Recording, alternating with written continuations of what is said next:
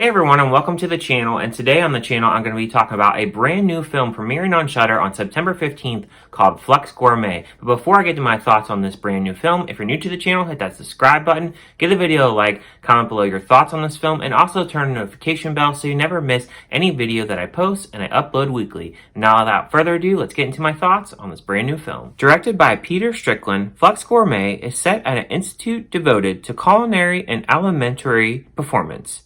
A collective finds themselves embroiled in power struggles, artistic vendettas, and gastrointestinal disorders. The film stars Asa Butterfield, Gwendolyn Christie, Ariane Labed, Fatma Mohammed, Makis Papadimitriou, Leo Bill, and Richard Bremer. So Flux Gourmet I actually heard from another YouTuber, and I didn't really know much about it. I did get a screening from Shudder kind of later than I normally do get screenings. And when I went ahead to check in this film, I noticed that the director was actually Peter Strickland. He's done one other film that I've seen, a film called In Fabric by A24, and I was kind of meh about that film, so going into this, I was very cautious. So essentially, what Flux Gourmet is about, you have this director named Jan Stevens. In this culinary experience, she has three different people. She has Ellie, she has Billy, and she has Lamina, and she has this other guy documenting all their experiences, and this guy's name is Stones. And really, it's just these four characters, and most of this film really centralizes on these different characters really just doing a lot of mixing of different sounds. There's a lot of different foods involved, like for instance, with the different sounds they experiment with sounds of like the sizzling of bacon, stuff blending in a blender, and they use this soundboard and they do all these different sounds. So this movie, it has very good visuals. I really do like a lot of the colors in this movie. Then I also like a lot of the sounds they use with the different soundboards, but that's really all I can say positive about this film. The film has a lot of problems, starting with the characters. There's really no character in here that I really like. Jan Stevens, she's a really rich kind of person, and she's really selfish, and she really just cares about herself, so I don't really care about her character. Then you have Ellie, she's also very selfish. She really wants a lot of control of this whole collective and artsy piece that they're doing. You have Lamina, she's kind of quiet, nothing really jumps at me to really like her character. And then you have Billy, there's not really anything that really draws me to him either. There is one part where they really talk about how he was really into this sexual experience with this other woman, but we don't really learn a lot about these characters. And then you have Stones, who's documenting all these characters.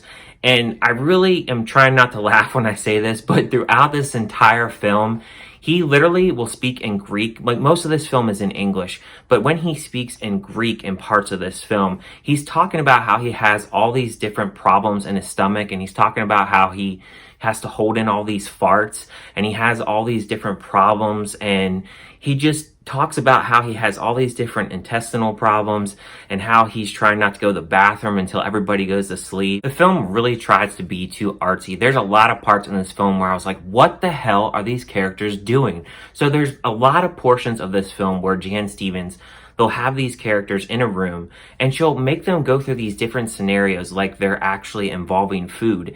And she'll do all these different charades and tell them how to act. And they do these scenes over and over and over throughout the film. There's also these scenes where they're actually doing a performance and they'll do different kind of sounds with different kind of food. And they'll have the soundboard. And then they'll have Ellie, she's like the main attraction. She'll be like nude and she'll like smear blood all over herself. And she'll be doing all these sexual movements. And there's another scene where she does it and she's smearing chocolate all over herself. It's really weird. I was just thinking to myself when I watch this, what the hell am I watching? The movie just doesn't make any sense. The score in this film, it's absolutely annoying. There's this score with this woman going, ah, like a ton of times throughout this film. A lot of these scenes, it may have really good colors, but it just seems like it has all this art form and really doesn't focus on the story. There's a lot of random things in this movie that I just don't really understand. And I don't really understand watching this film when you're writing this story. How is the audience supposed to connect with this film? I do want to caution, there is one part of animal abuse in this film. So there's this turtle that these people end up throwing through a window. And now we don't see them cut off his neck or anything like that, but they grab him by the neck and they throw him into this punch bowl. and he ends up dying. So I do want to caution anybody that's really into animals and doesn't want to see something like that. Other than that, there's no other animal abuse in this, but there is some other random scenes where we have these people dress up in these cat suits, and it looks like they want to actually attack Jan Stevens. I'm guessing that they were really jealous of the fact that they weren't picked for this culinary experience. So it's marketed as a comedy horror. I don't really think there's really anything too funny in this, other than the fact that when this guy Stones talks about his farting problems and how he needs to go to the bathroom and how he wants to wait for everybody to go to bed and how he's just getting worse and just not knowing what his condition is. Now they have this quack doctor named Dr. Glock, and he goes to look at him. He puts cameras down his mouth and he's shoving stuff up his butt trying to figure out what the heck is wrong with him and why he's having all these different problems.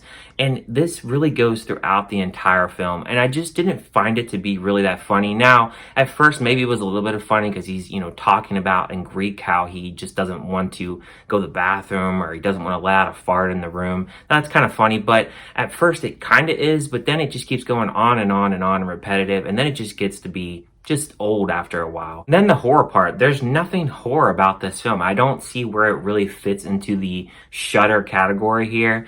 I really think that the Shudder crew here is really going to have a field day with this movie. This movie just seems to me to be really artsy for what it's trying to be. It doesn't have really any coherent story, and I really didn't get anything out of this film. There was no character I really liked, just a few visuals that were cool, and that's really about it. Maybe some of the sounding was really cool. Maybe if you're really into sound, or if you're going to school for like a sound engineer and you really like to play with sounds, maybe you get something out of this, but I got nothing out of this film.